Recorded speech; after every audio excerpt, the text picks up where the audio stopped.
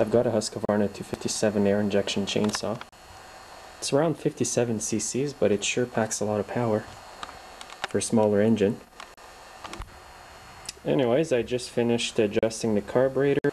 It was running a bit rich, so I turned in the low screw just a bit, and I'll just take it out for a test run.